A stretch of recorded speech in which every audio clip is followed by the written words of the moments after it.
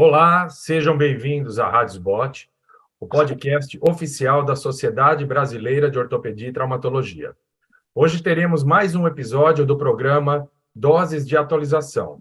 E o tema que vamos discutir hoje é suplementação na prevenção e no tratamento da osteoartrite e o que temos de evidência.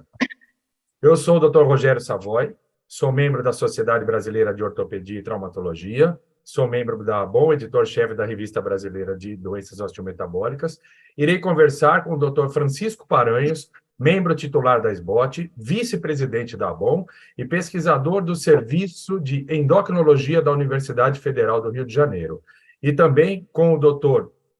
Vandick Queiroz, membro titular da SBOT, membro da Sociedade Brasileira de Cirurgia do Ombro e Cotovelo e membro da ABOM. Bom, doutor Francisco, fala um pouquinho para a gente aí sobre a osteoartrite. O que é a osteoartrite? Então, prazer enorme estar aqui com vocês nesse programa da SBOT, e a gente vai falar sobre um tema que a gente acaba recebendo muito no dia a dia do consultório, né?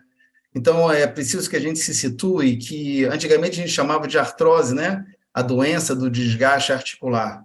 Só que a gente percebe que a articulação, na verdade, ela tem uma inflamação recorrente e nós temos vários fatores inflamatórios envolvidos e daí uma necessidade de mudança para o termo osteoartrite.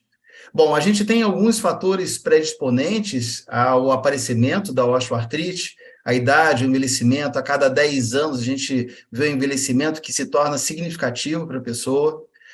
A gente vai perdendo a massa muscular, eventualmente evoluindo, alguns pacientes até para sarcopenia. A gente tem uma perda da resposta neuromotora e a gente acaba sobrecarregando um pouquinho mais as articulações, principalmente as articulações de carga. A gente vê comumente, vê o esforço que o paciente faz, por exemplo, para exercer um movimento, sustentação de carga, por exemplo, no joelho. Há muito tempo, se eu não me engano, lá para a época, bom, não vou apontar exatamente a época, mas o Franceschi, ele veio com uma proposta de falar sobre o processo do inflammaging, né, que é o processo inflamatório que vem também com a idade, o envelhecimento, nossa resposta imunológica e a articulação inflamando, né, ele usou esse termo, inflammaging, que eu acho que vem retratar um pouco o envelhecimento e o corpo mais inflamado, a articulação sofrendo com isso. Quando a gente fala de articulação, a gente tem que imaginar que a gente tem fatores mecânicos, anatômicos, locais, né? Então, não adianta a gente falar de terapia, de investigação. Qual é a causa? Bom, está na cara que, eventualmente, alguns pacientes têm desvios de eixo, por exemplo, no joelho, né? Que isso se torna muito digno de nota para o processo inflamatório, principalmente quando o paciente tem um desvio em varo, né?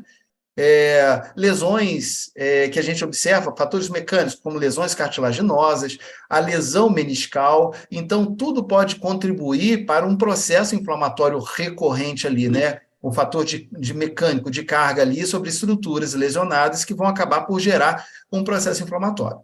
Mas a gente também tem que entender que esse paciente que tem a osteoartrite, ele pode estar inserido dentro de um contexto metabólico, que é importante a gente falar, né? Muitas das vezes o paciente é obeso, tem hipertensão, tem uma dislipidemia, tem uma hiperglicemia, essa obesidade. Quando a gente fala dentro da síndrome metabólica, onde a gente tem essas coisas todas, essa osteoartrite passa como se fosse um quinto elemento, né?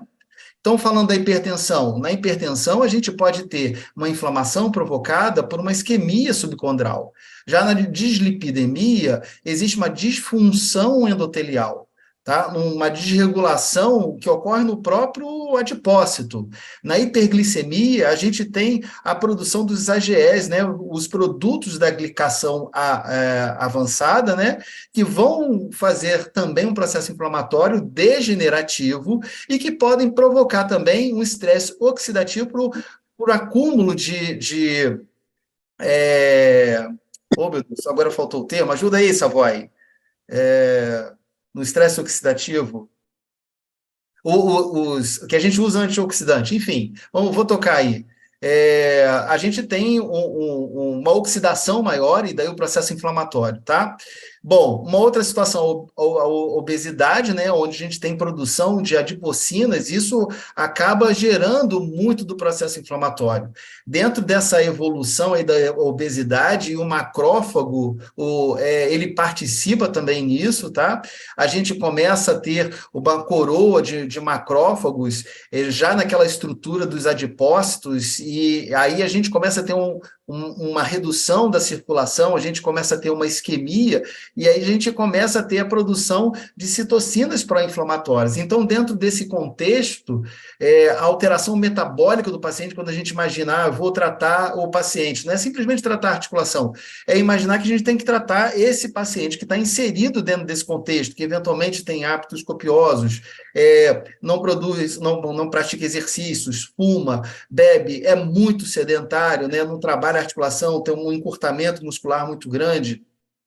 E eu acho que, por último, para a gente poder fechar isso, Avoy, é a questão do processo inflamatório mesmo, propriamente dito, que foge àquela produção simples, né, de ciclooxigenase, né? A gente começa a entrar numa outra via quando a gente tem a degeneração articular, a gente começa a lesionar ali a nossa matriz cartilaginosa, nós temos a produção de inúmeras substâncias inflamatórias que acometem desde a sinóvia, né, provocando a sinovite, os fatores inflamatórios, entre elas, vamos falar aí das interleucinas, o fator de necrose tumoral, as metaloproteinases, né, as colagenases, isso tudo entra na região da matriz cartilaginosa, vai provocar um processo de degradação, digestão dessa matriz cartilaginosa. Então, um processo, uma coisa vai retroalimentando a outra, que no final das contas, nós temos o processo de osteoartrite. Então, acho que, resumindo aí, Savoy, eu acho que é isso que eu tinha para falar sobre a pergunta que você me questionou. Perfeito, Paris, perfeito, muito bem colocado, ótima a sua abordagem. Então, aquele conceito, né, que a osteoartrite, ela está relacionada somente à idade ou somente à obesidade, isso daí já, a gente, então, como foi muito bem dito aqui, não é só isso, né? A gente tem que individualizar o paciente, existem aí as questões metabólicas, cada vez a gente aprendendo mais sobre isso, e sem dúvida nenhuma, esse daí é um campo que vem sendo pesquisado e vai ser aí o futuro aí, não só no entendimento da fisiopatologia, mas também aí, como eu vou perguntar agora para o querido amigo Vandic também, o que tem aí de novidade, ou quais são as evidências aí, Vandic, para suplementação, tanto na prevenção quanto no tratamento da osteoartrite. Então, Vandic, fala um pouquinho para a gente, além do impacto da osteoartrite, fala um pouco do que tem aí de evidência sobre a suplementação na prevenção e no tratamento da osteoartrite. Perfeito. Primeiramente, Rogério, você que está em Jundiaí e Paranhos, que está aí no Rio, né? Prazer tomar um café com vocês esse final de tarde. Estou aqui em Fortaleza. Osteometabolismo é a paixão,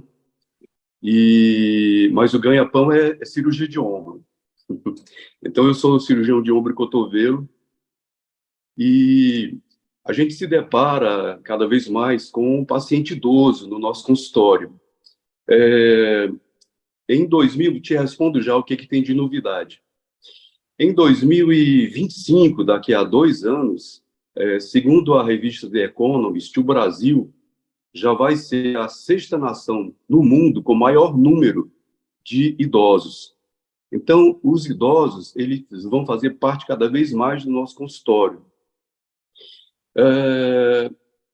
Acontece que, com o envelhecimento da população, o que não está se acompanhando é do envelhecimento saudável. A população está envelhecendo e não está tendo um envelhecimento saudável, né? Com o progredir dos anos, o que é que ocorre?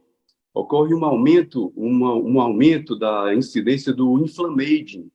E com o inflammaging, que é uma meta-inflamação crônica de baixo grau, existe um aumento do número de doenças crônicas. Então, a gente vê a osteoartrite, a osteoporose, a sarcopenia, doenças cardiovasculares, Alzheimer, diabetes, diverticulose, diverticulite e tantas outras doenças degenerativas, cada vez mais unidas por um único fio condutor, que é exatamente o inflamaging. Então, a gente precisa cada vez mais entender qual é a interação dessa teoria do envelhecimento com as doenças crônicas que afetam também o aparelho locomotor ao qual a ortopedia se dedica.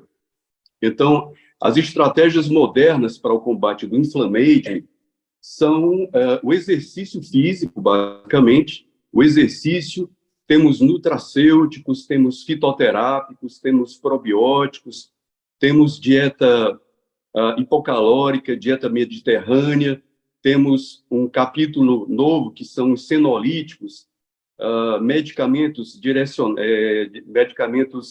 direcionados para a melhoria do envelhecimento, né, com targets gênicos, e essas são as estratégias. As estratégias.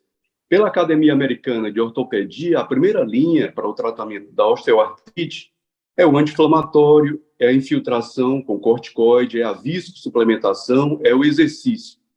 Mas, para a prevenção e tratamento da osteoartrite leve, inicial, eu diria que Colgreen-Lawrence, uma classificação grau 1, grau 2, tem espaço para a gente utilizar os nutracêuticos, que são os colágenos, e os fitofármacos, fitomedicamentos, que são os medicamentos derivados, que são os alimentos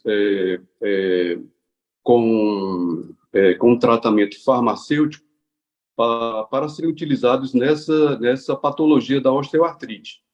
E, essencialmente, é isso. O que tem de novidade é o seguinte: a população está envelhecendo, a indústria de fitoterápicos e nutracêuticos, elas não têm interesse em terem estudos com relação a isso, porque já estão bilionários. A indústria americana vai faturar cerca de 11 bilhões de dólares com nutracêuticos e fitoterápicos em 2025. Essa é a previsão. No mundo inteiro, pela Organização Mundial de Saúde, cerca de 65% da população mundial. E lá nos Estados Unidos, cerca de 69% dos americanos já consomem os nutracêuticos e fitoterápicos, a despeito das sociedades líderes na pesquisa da osteoartrite, como a Academia Americana, ESCL, EULAR e OARCE, o American College of Rheumatology. Todas essas entidades reclamam fortemente de não haver evidência científica forte que dê suporte ao uso dos nutracêuticos e fitoterápicos. Mas, na realidade, já está todo mundo utilizando com um certo cuidado, porque tanto a eficácia como a segurança não estão bem estabelecidas. Mas a gente pode, sim, utilizar nesses casos mais leves, no manejo inicial e na prevenção da osteoartrite. Paranhos, na prática clínica, no dia a dia do consultório, como é que é a sua abordagem frente a esse paciente que ele chega? Então, nós temos o paciente que chega ali numa fase inicial, o paciente que chega numa fase mais tardia, já com uma queixa mais de dor, incapacidade funcional. Então, assim, na prática clínica ali no consultório, como é que é a sua abordagem com esse paciente? Oi, Savoy, essa é uma pergunta de ouro, né? O que a gente faz na prática do dia a dia. Essa resposta é um pouco diferente para cada paciente, né? Eu acho que é importante a gente, primeiro de tudo, situar quem é o paciente que a gente está lidando, que a gente está tratando, em que contexto ele está inserido, né? Vamos dizer que a gente vai fazer fisioterapia, que eventualmente vamos usar analgésicos não opiáceos, eventualmente opiáceos, vamos fazer infiltrações, vamos fazer a viscosuplementação. É um paciente que tem que tratar as doenças de modo geral, se o paciente tem uma síndrome metabólica, mas vamos falar assim, desse condrócito inflamado, né? Então, a gente tem que imaginar que o condrócito inflamado, ele acaba sendo reprogramado, ele é como se fosse uma criança gripada, né?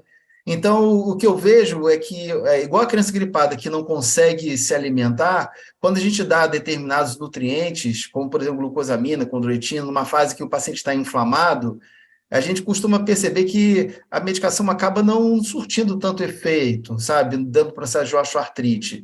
Então, a gente tem que imaginar que, quando faz o próprio colágeno, o peptídeo de colágeno hidrolisado, ele acaba não aproveitando tanto esse colágeno, quando o condrócito está inflamado, né?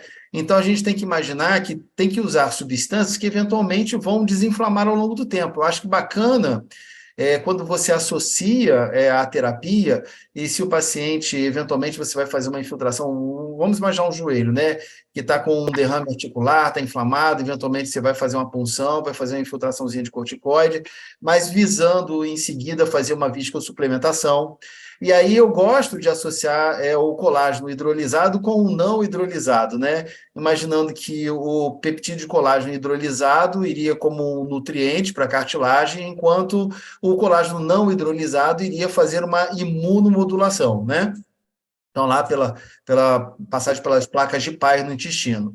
Eu gosto muito da Perse Gratíssima com Glicinimax, que tem uma mesma proposta de desinflamar.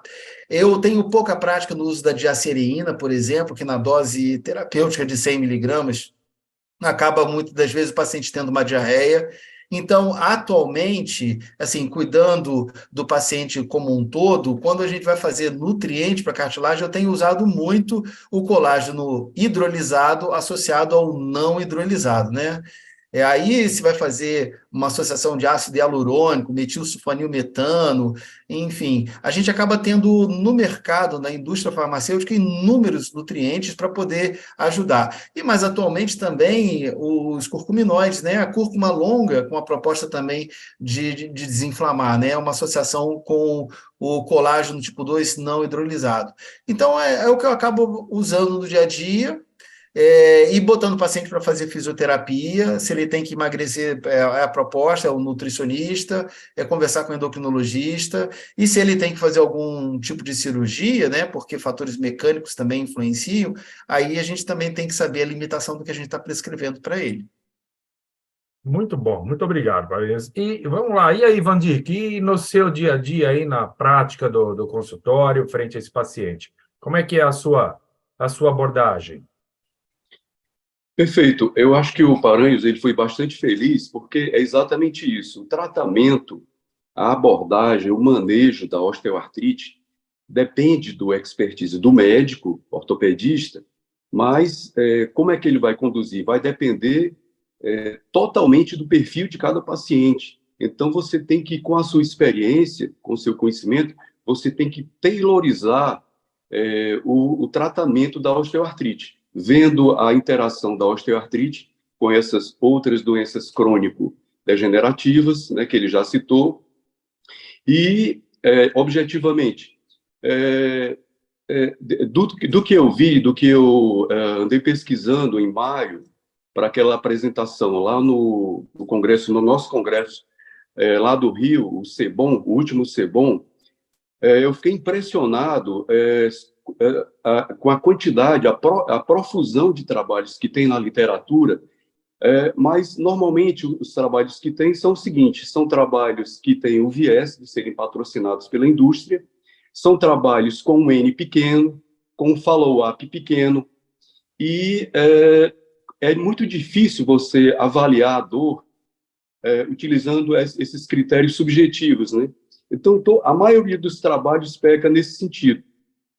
Em novembro no ano passado, foi publicado um artigo bem interessante do colega Davi Sadgursky, que é coordenador da residência lá em Salvador, residência de ortopedia.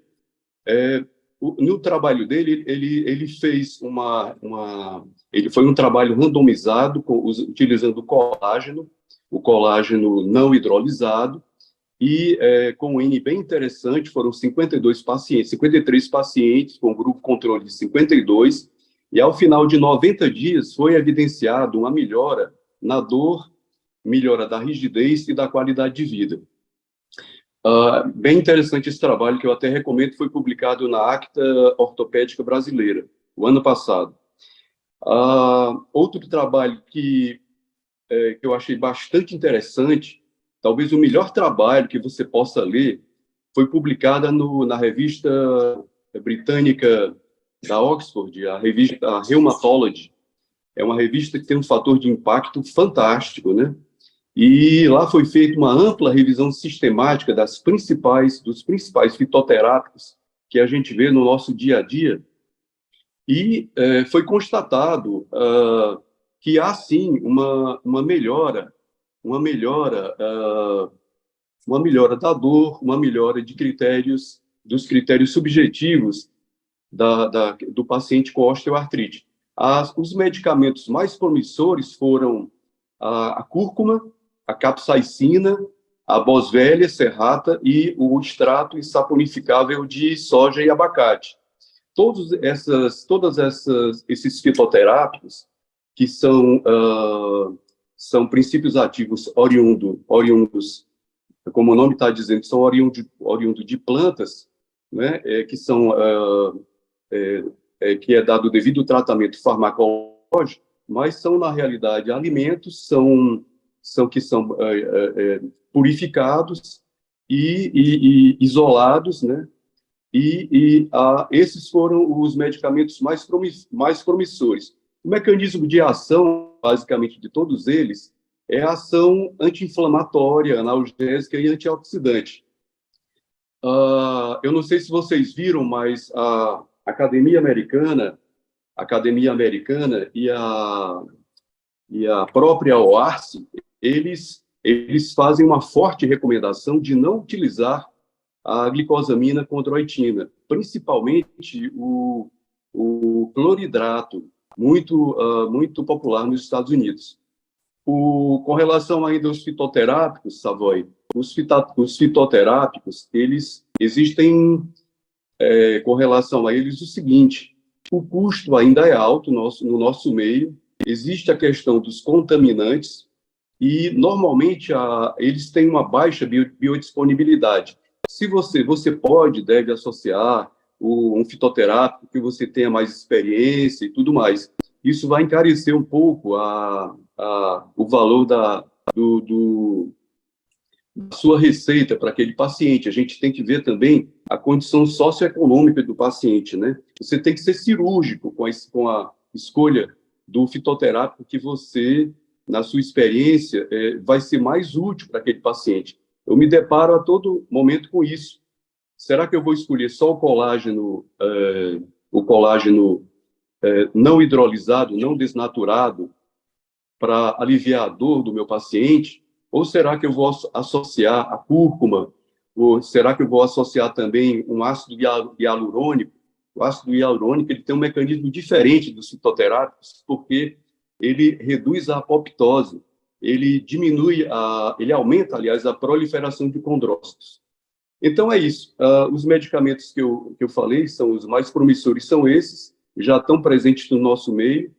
Não existe uma comprovação contundente com relação à eficácia e segurança dos mesmos, mas, como eu já falei no princípio, apesar das sociedades científicas ainda não terem uma forte evidência, como a gente gostaria que tivesse, eu convivo aqui no hospital com colegas mais jovens de cirurgia de joelho, e os caras falam na minha frente que não acreditam em fitoterápico, etc., né?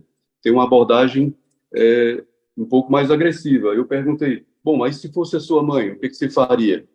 A gente tem que tratar o paciente como se fosse nós mesmos ou um colega que a gente estivesse tratando. Então, é isso.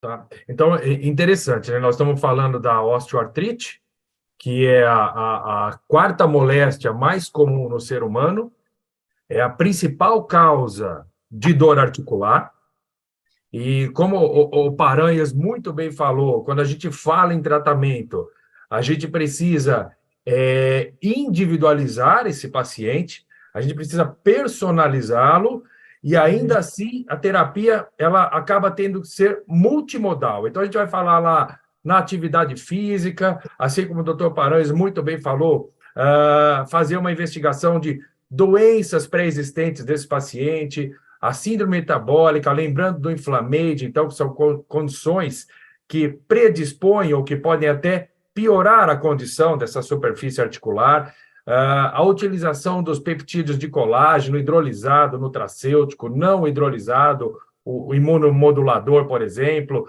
vai até casos mais graves que se fala em cirurgia. Então, que interessante, nós estamos falando de uma doença extremamente prevalente, mas que ainda existe um terreno a ser pesquisado. E, por outro lado, Vandick, como você está dizendo, está carente de pesquisas, ainda precisa de muita pesquisa para que a gente tenha um nível de evidência onde a gente possa conseguir aí confluir melhor esse paciente com o que utilizar, tá? Então, o interessante é isso, é uma doença ou uma moléstia extremamente prevalente, mas que ainda é um terreno que ele precisa de muita pesquisa, precisa de muito estudo aí para nível de evidência aí, para que a gente consiga entender de forma adequada a fisiopatologia da doença, suas causas, e, claro, a abordagem e o tratamento. Eu gostaria aqui, antes de finalizar, perguntar para o Paranhos, para o Vandick, aí alguma consideração final, abordagem final aí, em relação ao nosso tema. Agradecer a presença de vocês aí, foi muito bom debater com vocês aí, grandes amigos e excelentes profissionais, que eu tenho sempre a honra e o prazer de estar juntos aí nos congressos, nos bate-papos. Paranhos, por favor. Olha, Rogério, eu vou usar as mesmas palavras que você usou. Um prazer enorme estar aqui com vocês, tá? Eu os admiro muito, vocês são meus amigos, então é um prazer enorme estar aqui com vocês nesse programa fantástico que é da SBOT. O que eu gostaria de dizer é o seguinte, o Vandick, quando fez a pergunta para o colega se fosse sua mãe, né? Então a gente vê o seguinte, a gente precisa fazer alguma coisa para esses pacientes, a gente precisa dar qualidade de vida.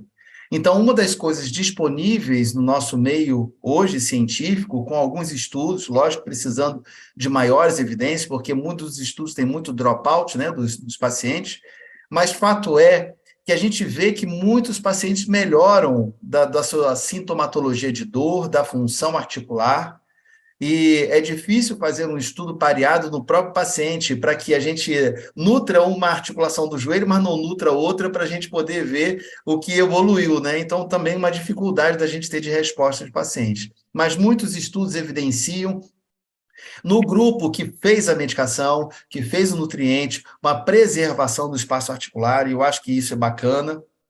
A questão de redução de dor, melhora da qualidade de vida e melhora da função articular. Então, assim, não importa se a gente vai fazer monoterapia medicamentosa, se a gente vai fazer uma polimedicação, fazendo associação, mas é importante que a gente não deixe de abordar esse paciente de alguma forma para tentar diminuir o processo inflamatório ao longo dos anos, porque vai ser um diferencial, porque depois que a osteoartrite estiver realmente instalada, a gente tem muito pouco a fazer.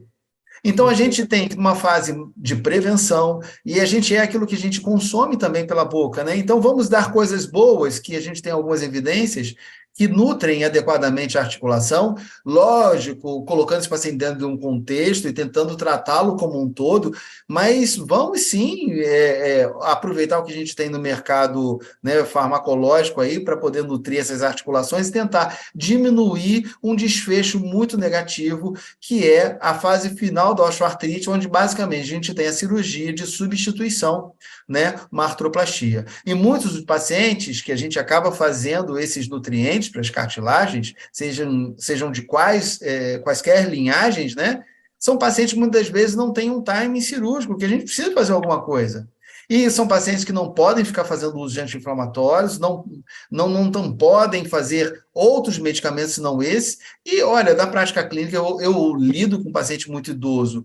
E tem paciente que se adapta melhor com um tipo de colágeno do que o outro, com infiltração ou não, viscosuplementação, com a cúrcuma longa. Então, assim, eu acho que é uma coisa da gente experimentar, eventualmente até fazendo uma prova terapêutica, mas que a gente não pode deixar esse paciente simplesmente, não vamos fazer nada, eu não acredito e vou deixar para fazer uma prótese ao final dos anos. Quantos anos houve uma queda da vitalidade, da função articular e uma limitação no dia a dia para a pessoa, do ir e vir, né? Porque é uma doença impactante, limitante da qualidade de vida, né? Então, eu acho que a gente precisa de estudos, mas o que a gente tem já dá para usar e temos várias substâncias aí propícias para essa situação.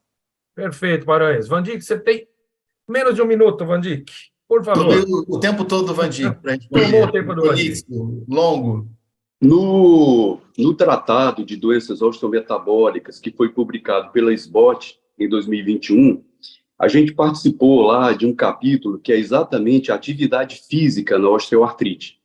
Então, eu me lembro de um trabalho que foi citado por nós lá no capítulo, que fala o seguinte: quantos artigos científicos ainda serão necessários para a comunidade científica internacional entender que o exercício é o melhor tratamento para a osteoartrite? 2, quando a gente trata o nosso paciente com osteoartrite, a gente tem que individualizar o fenótipo. Será aquele paciente atleta de alto rendimento, um atleta onde existe sobrecarga articular?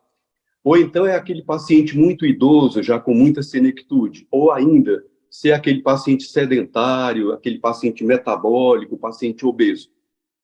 Outra coisa é lembrar do uso do magnésio. O magnésio, segundo o estudo Brazos, a população brasileira é carente desse mineral. E a gente sabe que o magnésio é um adjuvante, tanto na dor aguda quanto crônica, e pode ser utilizado e é muito barato, né? Ele realmente vai ser útil, pode participar da nossa prescrição junto com outros fitoterápicos. E, por último, só parabenizar o Rogério pelo excelente poder de síntese que ele tem. Assim, foi uma conversa, um café altamente gostoso, que a gente gostaria muito assim, de prorrogar mais ainda, por mais muitos minutos. E muito obrigado a vocês. Legal, muito obrigado, e eu é que dou os parabéns à SBOT pela iniciativa, pela Rádio SBOT, esse podcast fantástico. Na verdade, quem deu o show aqui foram vocês, Paranhos, Vandic, aí eu só levantei a bola e vocês fizeram todo o trabalho aí, toda a explanação. Então, encerrando, você acabou de ouvir mais um episódio da Rádio SBOT, o podcast oficial da Sociedade Brasileira de Ortopedia e Traumatologia, e todas as edições elas estarão disponíveis no site www.sbot.org.br e também nas principais plataformas de streaming. E nos vemos no próximo episódio. Até lá!